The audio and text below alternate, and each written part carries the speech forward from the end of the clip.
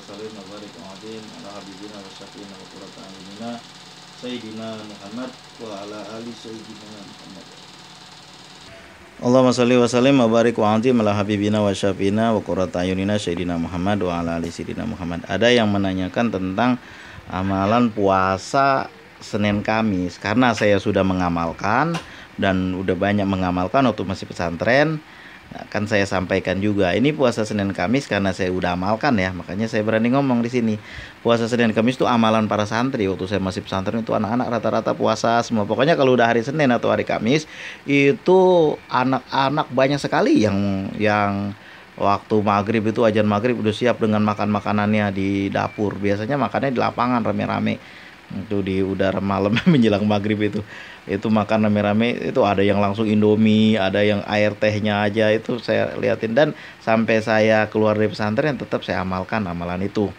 Puasa Senin Kamis itu insya Allah juga merupakan bagian daripada yang barangkali yang disebut oleh Rasulullah dalam hadisnya, au kama qala Rasul, sumu tasihu, berpuasalah engkau akan sehat. Dan salah satu diantaranya adalah disebutkan puasa itu asaumu junatun, puasa itu benteng. Puasa Ramadan, puasa apapun, termasuk puasa Senin Kemis, asaumu junatun, puasa itu benteng. Puasa tanggal 13, 14, 15 bulan Hijriah, setiap bulan Muharram, Safar, Rabiul Awal, kecuali bulan Ramadan kalau memang sebulan penuh. Itu semuanya merupakan sumu tasihu, dan berpuasalah engkau akan sehat. Kemudian asomu junatun, puasa itu benteng. Benteng dari apa? Orang kalau perutnya lapar, dia itu nafsunya berkurang. Orang tuh menjadi jahat, menjadi gampang marah, gampang emosian, membanggakan diri dengan membanggakan hartanya, jabatannya, menikam orang lain, menindas orang lain lantaran perutnya kenyang. Itu aja. Coba kalau perutnya lapar mah. Kan ada dulu kisahnya yang biasa disampaikan di bulan Ramadan. Apa itu? Ketika Allah menciptakan nafsu, Allah mengatakan, wahai nafsu, siapa engkau dan siapa aku? Nafsu bilang engkau, aku. Itu yang saya dengar dari Pak Yai, begitu ceritanya. Kemudian Allah membakar nafsu itu di neraka yang sangat panas selama 1000 tahun. Setelah itu nafsu diangkat, ditanya lagi, apa kata nafsu? Engkau, aku. Lalu Allah membakar lagi di dalam neraka dingin. Nah, itu begitu juga, begitu ditanya jawabannya masih seperti itu juga. Lalu Allah membakarnya di neraka yang kondisinya dikondisikan seperti puasa, perutnya lapar gitulah kira-kira. Kalau ditanya, bang, emang nafsu ada perutnya? Ini mah yang disampaikan sama Pak Yai, saya dengar, dan juga bukannya Pak Yai aja yang ngomong, mungkin juga hadis, cuma saya belum mendapatkan itu hadisnya dari mana. Jadi ada seorang rektor, beliau waktu ceramah di sini saya mendengar beliau mengatakan seperti itu juga, dan ada beberapa penceramah lain mengatakan seperti itu juga. Dan saya awal mendengar ini dari Pak Yai yang malam bulan puasa itu berceramah seperti itu. Nah ketika nafsu itu diangkat dari neraka yang dikondisikan seperti puasa, dia baru mengatakan, engkau adalah Tuhanku dan aku adalah hambamu. Nah gitu, coba perhatikan dah, orang-orang yang perutnya kenyang aja dari masih kecil sampai gede, itu nggak merasakan bagaimana penderitaan orang yang lapar. Makanya Rasulullah SAW itu mengatakan, itu melakukan puasa Senin, Kamis, bahkan puasa-puasa lain, bahkan puasa di bulan Rajab, Sya'ban, itu beliau berpuasa terus menerus. Itu kan ketika beliau berpuasa itu beliau merasakan bagaimana susahnya orang yang nggak ada makanan yang di rumahnya. Kalau kita kan dulu ada orang Malaysia bertanya, saya baca di suatu tulisan, Bapak katanya, kenapa kita berpuasa? Ya supaya kita bisa merasakan bagaimana orang miskin itu yang kesusahan. Lalu anaknya bertanya, apakah orang miskin itu kalau udah maghrib pergi ke KFC macam kita? Nah, itulah makanya kan kebanyakan kita kalau berpuasa itu memang dari pagi, dari imsak, dur imsak. Kalau di Betawi kan dulu pakai beduk, dur imsak, beduk imsak itu orang berpuasa. Tapi nanti ketika maghrib itu makannya udah jor-joran, segala macam itu makanan, kalau bisa mulai dari apel, anggur, apalagi itu, lalu B, bakwan, bakpia, bakpao, apa aja itu semua makanan mengikuti kemauan nafsunya. Begitu dimakan mah ya kagak ada, begitu minum es nih gak ada ininya lagi, udah gak ada kepengenannya lagi, cuma nafsu aja. Dulu saya kecil-kecil terasa bulan Ramadan berpuasa itu Ketika saya berpuasa jam 12 tengah hari itu saya sama kawan-kawan ngambilin pendul pete. Apa itu? Petean, pete Cina itu waktu itu kan tahun-tahun 80-an masih banyak sawah, masih banyak kebun. Belum kayak sekarang udah padat banget. Jadi itu diambilin. Saya juga ikut ngambilin itu jam tengah hari. Buat apa? Buat buka puasa nanti. Begitu bulan buka puasa mah ya kagak dimakan itu sampai berhari-hari tuh akhirnya kebuang. Nah, begitu juga kita. Makanya kalau sekarang semakin tua, semakin berusia, ya berbuka puasa apa adanya lah yang ada di situ kita makan. Kenapa? Karena setelah itu kita udah minum teh panas, dulu-dulu minumnya air dingin, sekarang nggak mau lagi karena kepala sakit. Dulu muda-muda ya anak-anak. Nah, di masjid sini juga Baitur Rahman Banda Aceh orang nggak dikasih, kalau bulan puasa ya orang nggak dikasih apa namanya air dingin, tapi teh manis yang panas yang hangat gitu. Dan di masjid sebelahnya, di masjid dekat saya juga itu di Masjid Musaadah itu kalau hari Kamis biasanya suka disediakan buka puasa hari Kamis malam Jumat dan hari Senin malam Kamis, dan pengajian itu yang biasanya nggak dibuat hari Senin tapi hari Selasa. Kenapa? Orang khawatirnya pada puasa pada hari Senin. Apa itu kuat? Kenapa bang kaitannya? Ya karena habis ngaji dikasih bubur. Setiap dulu saya sering ikut ngaji itu kajian fikih gitu kan, duduk di situ sama-sama habis sholat subuh. Nah, itulah orang yang berpuasa itu nomor satu sumu tasihu. Waktu saya di pesantren saya melihat ada suatu orang senior saya yang beliau udah waktu itu udah madrasah aliyah dan saya masih madrasah sanawiyah. Itu berpuasa terus menerus berpuasa itu selama setahun kecuali hari tasyrik. Nah, itu tanggal berapa itu bulan Zulhijjah, hari tasyrik lah pokoknya kan habis Idul Adha, lalu 3 hari setelahnya ketika kita memotong kurban itu beliau nggak puasa. Sisanya itu berpuasa aja sepanjang hari. Kenapa sepanjang tahun? Kenapa ya? Karena mungkin saya tanya Ustadz kenapa ini berpuasa sepanjang tahun? Beliau nggak banyak cerita. Cuma dia kasih lihat buku itu semacam buku kecil seperti ini lah, nih coba tebal seperti Majmu Sarif lah seperti ini kan. Ini kan kecil, dia agak tebal, ada gede lagi, cuma tebal gitu, kira-kira sekitar segini lah gedenya ya. Itu yang dikasih lihat sama saya dan tulisannya kuning seperti ini. Karena waktu itu saya nggak ngerti apa amalannya. Nah, itu yang saya lihat. Dan sekolahnya cerdas itu, saya liatin. Itu saya pun belajar kitab-kitab Safinatun Najah, fikih, kitab-kitab awal itu sama beliau. Pertama kali saya ngaji kitab sama beliau itu tentang fikih ya, tentang fikihnya. Kalau nahwu tidak dengan beliau. Lalu sekolahnya cerdas saya lihat, otaknya cerdas, mudah menghafal, mudah mempelajari, mudah. Dan ketika saya SMA, saya udah nggak ada di pesantren, itu saya lihat hidupnya alhamdulillah lebih makmur daripada orang lain lagi. Nah, itu saya nggak tahu rahasia apa di balik itu. Karena beliau tidak cerita dan saya juga segan untuk bertanya. Yang ada kawan-kawannya aja suka ngeledek-ledekin. Tapi ya begitulah yang saya lihat. Lalu juga puasa, semua dokter pada umumnya menganjurkan kita untuk berpuasa. Kenapa ya? Karena berpuasa itu sehat. Sedangkan Rasulullah mengatakan sumu tasihu, puasalah engkau akan sehat. Lalu kita banyak sekali kesehatan berkurang dalam tubuh kita, aneh kan? Dulu saya biasanya merasakan kalau misalnya hari-hari biasa itu suka sakit grestis. Orang Malaysia bilang grestis, apa itu? Lambung ini terasa begah. Lalu saya bulan puasa merasakan kok hilang semua ini. Dulu waktu saya sakit setahun lebih, itu saya berkonsultasi dengan kawan saya. Dok, saya bilang kan, ini bagaimana saya puasa? Saya seumur-umur ini baru ini ngadepin bulan puasa, saya takut. Ya pokoknya ya seperti itulah bang, seperti yang kita belajar. Dia bilang kagak usah khawatir. Ini saya kasih obat. Alah abang ini, dia bilang kan ini aja perlu saya resepin, padahal bikin sendiri aja. Saya tawa-tawa aja ya, saya ikut lah. Kemudian inilah biasa ini dimakan. Dia bilang kan alah udah saya nggak usah saya kasih tahu lah, dia bilang. Nah, setelah itu ya karena dia adik kelas saya dia jadi males kan, dipikir saya ledek-ledekin. Nah, setelah itu saya berpuasa. Alhamdulillah itu ketika berpuasa malah jadi sehat. Nggak ada itu misalnya jam-jam nanti jam 10, jam 8 biasanya udah mulai mual gitu kan.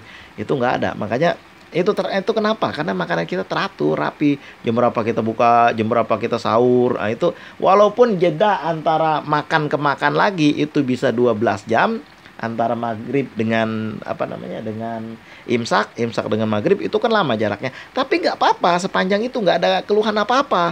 Kenapa ya? Mungkin karena teratur. Memang hari-hari pertama begitu, tapi alhamdulillah udah lebih dari seminggu itu malah sehat. Habis lebaran itu seminggu 2 minggu habis lebaran itu masih terasa sehat, dan setelah itu ya biasa lah kita udah mulai kacau udah makanannya, makanya jadi sakit lagi. Itulah apa yang disabdakan oleh Rasulullah, al-kama qala Rasul, sumu tasihu, itu sehat. Dan puasa-puasa waktu saya di pesantren materi ngaji kita bukan itu aja lagi, ada puasa-puasa lain.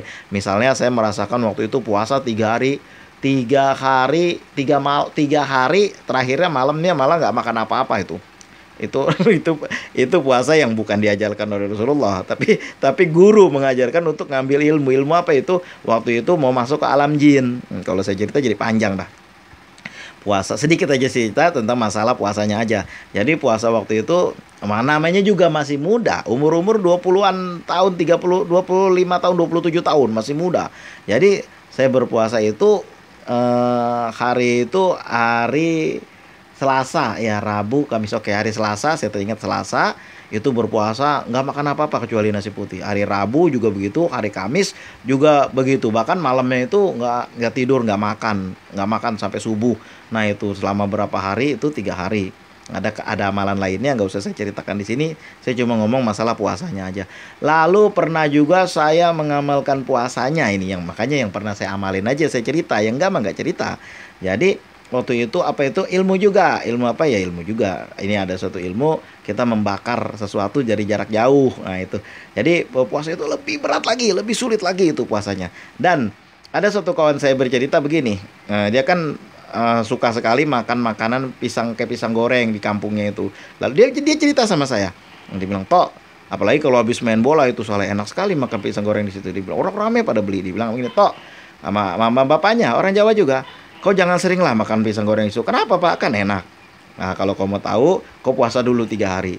Maka diikutin lah puasanya itu. Karena puasa kan bukan umat Islam aja, umat lain juga puasa. Orang-orang yang agama lain juga puasa. Nah beliau juga mungkin kejawen, mungkin saya nggak tahu juga. Jadi beliau puasa setelah itu, dia bilang itu Saleh puasanya lebih berat daripada puasa Ramadan. Nggak tahu kenapa. Nah, kita puasa Ramadan kan enteng-enteng aja, biasa-biasa aja. Tapi puasa ini berat banget. Dia bilang kan baru jam 9 rasanya udah sehari penuh kita puasa. Dia bilangnya kan.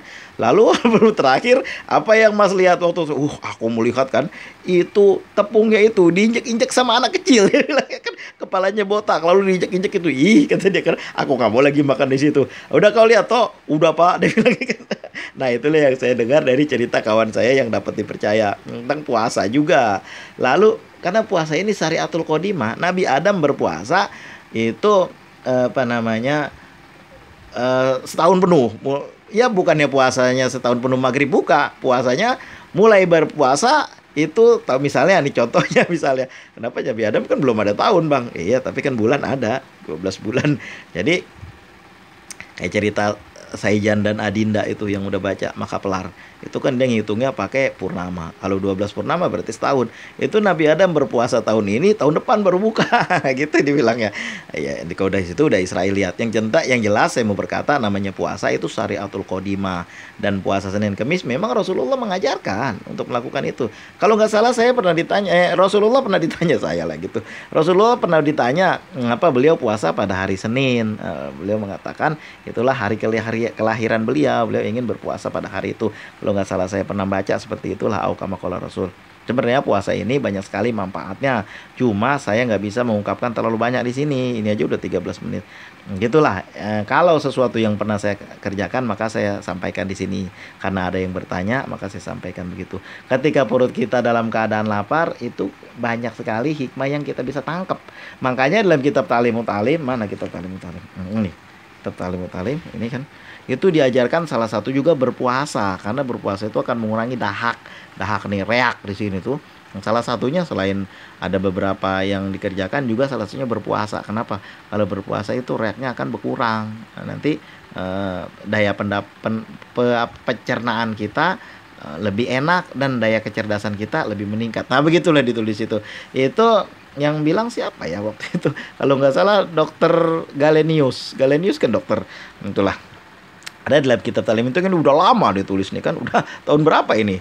Nah, kemudian yang pada saat itu kan dokternya masih Galenius. Dokter dari mana itu? Nah, itulah makanya apa yang disampaikan dalam beberapa keterangan, termasuk juga dalam kitab Ta'limut Ta'lim itu dianjurkan untuk juga berpuasa untuk anak-anak para santren, anak-anak santri juga anak-anak pelajar. Karena zaman sekarang ini anak nggak mau susah sih, pergi sekolah aja udah males lah. Makanya saya bilang kalau anak-anak udah pada pakai robot GPT, udah pada nggak mau ke sekolahan, nanti sekolahan lama-lama bisa punah kayak burung dodo. Udah nggak ada lagi profesi guru, udah bisa ini nih, bisa apa ya, bisa nggak ada lagi karena anak-anak mau pada sekolah gitu, mau pada di rumah aja. Apalagi YouTuber yang udah pada banyak subscribernya udah jutaan, udah nggak mau lagi. Nggak mungkin seperti itu. Makanya dunia ini berubah kan. Nah, tapi kesehatan puasa tetap berlaku di mana-mana karena tubuh kita memang ada batasnya. Yang tidak ada batasnya cuma Allah. Nah, itulah apa yang saya sampaikan tentang puasa ini. Mungkin juga kurang kurang memuaskan yang bertanya, tapi saya menyampaikan sesuatu berdasarkan pengalaman yang udah saya kerjakan dan juga dan juga dari beberapa keterangan yang saya dapat dari guru dan yang saya baca dari beberapa kitab. Wasikum wa nafsi bitaqullah, mudah-mudahan ada berkahnya, ada hikmahnya. Pokoknya puasa Senin Kamis itu adalah sunnah yang diajarkan oleh Rasulullah. Selain itu juga ada puasa lain, puasa tanggal 13, 14, 15 setiap awal bulan, setiap bulan Hijriah, tiap bulan baru. Itu namanya puasa bidih kalau nggak salah saya, puasa putih, bukan puasa mutih. Karena puasa mutih amalannya lebih banyak lagi nih.